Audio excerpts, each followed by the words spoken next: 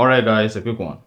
Here, I'll detail how to enable or disable iOS 26 dark mode.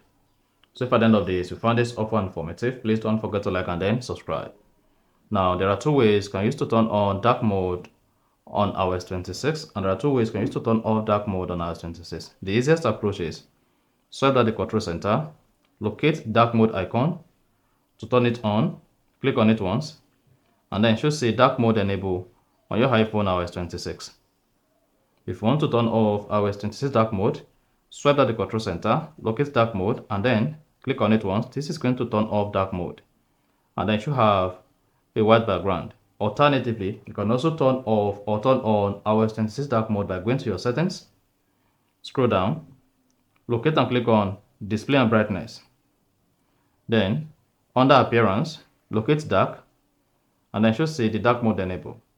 If you want to disable or turn off the dark mode on your iOS 26, then turn this off, and that's it. So that's exactly how to turn on or turn off iOS 26 dark mode on iPhone. So if you found this offer informative, please don't forget to like and then subscribe.